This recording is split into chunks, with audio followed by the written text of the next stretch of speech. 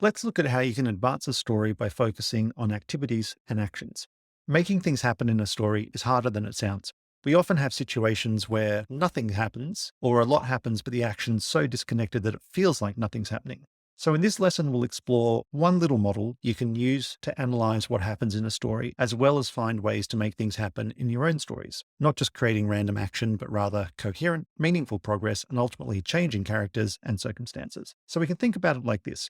By action, we mean the smallest increment of action in a scene, and that's relative because it depends on the level of detail in the scene.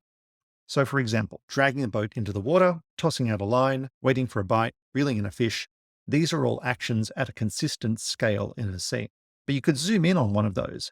If you zoomed in on taking the boat out, then that could turn into putting a hand on the bowsprit, tugging it along the wet sand, stopping to wipe your brow, noticing the foam rushing around your ankles. Those could all be smaller actions. Now, one of the things about actions is that they begin and end, and typically the ending of one is the beginning of another. Now, most of the time, these actions aren't arbitrary. They're chained together within what we might call a larger activity. So all that action with the boat sits within a larger activity called going fishing.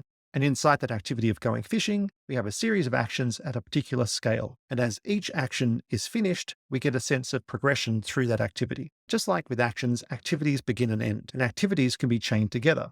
So after going fishing, we might have going to market, or going home, or starting a barbecue, or anything. Just like actions nest inside activities, activities can nest inside other activities. So going fishing, then going to the market, might nest inside a larger activity we could call doing a day's work. The point of setting it all out like this is it gives us a model that can make sense of a complicated situation in a narrative, and it accounts for differences in scale of the way we tell stories.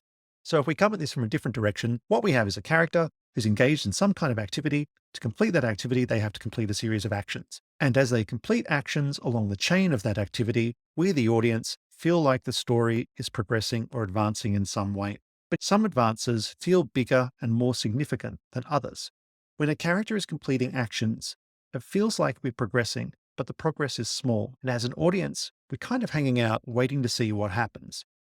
But when a character completes an activity and moves to a new activity, that feels more significant, like we're entering a new phase in the story.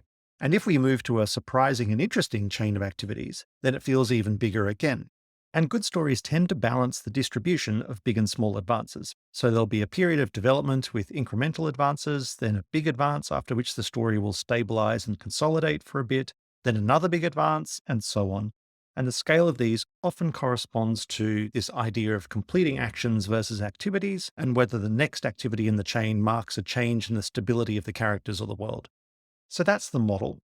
If you want some cheat sheets, you'll find this is all summarized in the student handout, and we've got teacher guides for activities and game formats that we'll talk more about in this video, so you can check those out. But let's dive into some examples, because it's one thing to say all of this in theory, it's another thing to pin it down to boundaries in text. This snippet is the opening paragraph of The Fisherman and His Wife. If you want to take a moment to read it, think about what part of this is developing story elements and what part advances the story, just from a gut perspective. We have said that most of this is developing the fisherman's existing context and routine, and the advance is when he catches the fish. You could argue that the sentence before, one day he sat there, is an advance, but it's a bit of a line call because it's kind of a variation on the description of him going through his routine of fishing and fishing and fishing.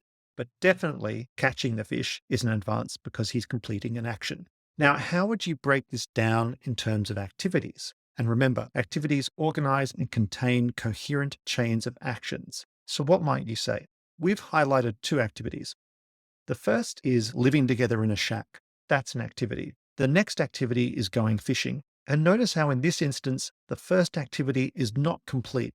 The way it's organized, living in the shack is perpetual and going fishing is daily. So that's two activities. Now, how about actions? How many individual actions can you see here, and at what scale of resolution? You can make an argument that each sentence is an action because they all have verbs in them. But we'd argue here that the first couple of sentences are not really relevant from an action point of view. They're just kind of setting up context. The action, the real-time physical character action, starts at one day when he's sitting there and staring at the water. But that's a subjective judgment on our part. Then we've said there are two actions. One is essentially sitting and waiting. The other is catching a fish. You could break it down into sitting as one action and looking as another, but that's not really helpful because the point of thinking about actions in this way is to notice when they're completed. And sitting and looking are not completed as individual actions in this circumstance. Instead, the first action is waiting, and the action of waiting ends when the fisherman catches a fish. So in this snippet, most of it is developing a platform, and then we have an advance, which is catching the fish. We have two main activities, living in the shack and fishing, and we have two actions inside the fishing activity, sitting, waiting, and catching a fish. Now, if we kept going with the activity of fishing, what might happen next? Or if we ended the activity of fishing, what might happen? The fisherman could put the flounder in a basket and continue the activity of fishing. The fisherman could row back to shore and thus end the activity of fishing. Or the story could take a left turn when the fish starts to talk. So let's look at the next bit of the story, continuing on. Again, where does it develop story elements and where does it advance? You can look at this and just go by feel. Don't be too analytical. Where is something happening and where is the story just fleshing itself out? We've suggested that the fish talking is an advance. That feels like something happening. You could highlight all the fish's dialogue if you wanted. We've just focused on the reveal about the enchantment. The rest is just adding detail. Now, why does that feel like an advance? One reason is that a big new quality of the fish has been introduced, and it's changed our circle of expectations because now we have an enchanted fish in play. But that's not our focus here. How many activities can you see here? I'd say there's one. It's the activity of having a conversation with a magical fish. And it's a new activity introduced inside the fishing activity. And that's why it feels like an advance. Not because an activity or action has been completed, but because a new one has been started. This particular advance also feels significant because it's one of those early stage introductions that change the audience's circle of expectations. So if a story has introduced a fisherman and a boat, then catching a fish is right in the middle of that circle of expectations. That feels small. However, catching a fish who claims to be an enchanted prince is more at the edge of possibilities. It's unexpected, so it feels bigger. And because this is early in the story, we as an audience are happy to adjust our expectations about what this story contains. And what about actions? How many actions are there? We've said there are two. The first action is the fish reveals he's an enchanted prince and asks to be let go. The second action is the fisherman agrees. And you can test our thinking on this by asking what would happen if this action just kept going. Like if the fish just kept talking and asking to be put back, or if the fisherman just kept prevaricating on whether or not to put the fish back, that would feel very different, right? So let's keep going with the story and see how this plays out. Here's the next snippet. What would you say is developing existing elements? And what would you say is an advance in the story? I'd say the advance is putting the fish back in the water, which completes the exchange with the fish, and then going back to the shack and connecting with his wife. You could, if you wanted to get fine-grained about this, say that the clause of putting the flounder back is one advance, and the clause about the fish swimming away is development. That would make total sense. But we've just bundled them here because they happen so close together. It's almost like one continual action. Return the fish and go home. Now, what about activities? What would you say constitutes an organizing activity versus individual actions? I'd say there are two. The first activity is fishing, which also has this sub-activity of negotiating with a fish, which concludes when he goes home. And that's the end of the fishing. The second is having a conversation with his wife. What about actions? Here's where it gets granular. He puts the flounder back, he goes home, his wife asks if he caught anything, and he tells her about the enchanted fish. Each of those is a distinct action and each moves forward within its activity. So looking at this part of the story, how big would you say these advances are? You can sort of judge that in an instant just by gut feel, but you can use this activity and action and circle of expectations framework to analyze why you feel that way. For instance, I'd argue this definitely feels like a progression because the fisherman has completed one activity and moved to another. However, it doesn't feel that significant because A, this advance doesn't really impact our expectations, and B, it's a reversion to the routine of daily life established at the start because the magic fish has been shelved. So it's definitely progress, but it feels small. A couple of other things to notice. Quite a lot happens in a short snippet. This is typical of fairy tales. They move pretty quickly. There are some sections of this story that slow down and spend more time on descriptive detail, but this setup moves really quickly. And notice that any character can start an activity. Advancing isn't only about the main character. So in this instance, the wife has a mind of her own and advances her own agenda and goals. Okay, last one. Check out this next bit of the story. What feels like development? What feels like an advance? We have said the discussion about the fish feels like development. It's developing details about the fish in the shack. But the instruction to go and tell the fish to give them a cottage feels like a significant change in the story.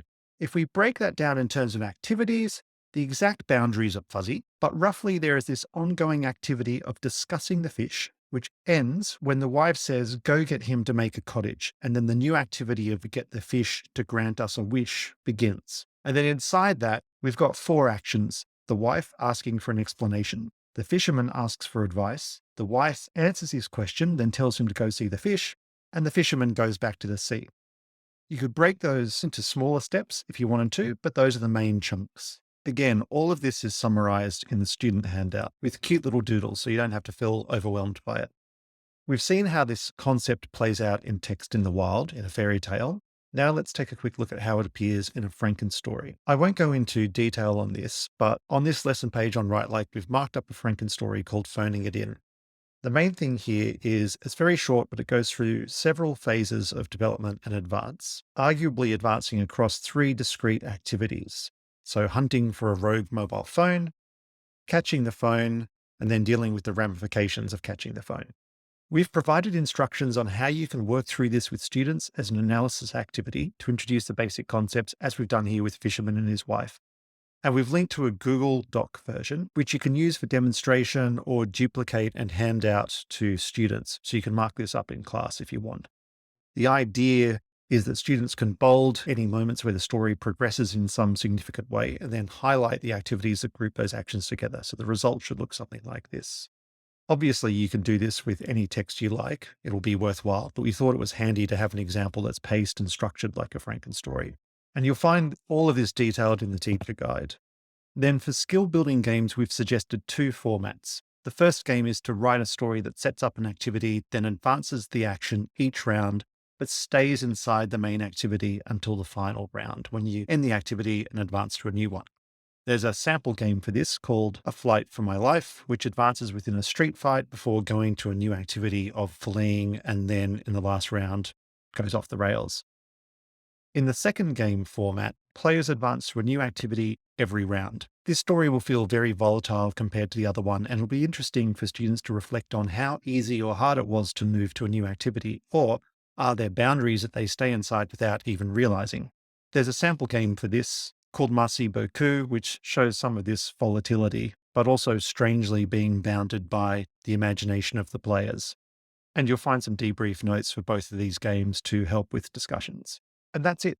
That's the model. There's a lot packed in there, but once you get the hang of it, it's pretty robust and it helps you analyze stories and figure out why they do or don't seem to progress. And then if you're writing your own or playing a Frankenstories game, it gives you a starting point, which is to have a character start an action, complete it, move to another one. And as you figure out what the overarching activity is, then you can find ways to move to another activity and so on. And remember, this is fundamentally about how we create the sense of things happening. This isn't the whole story. There are other pieces to the puzzle, but it's a really good starting point for making sense of a complex skill. So try it out and let us know how you go.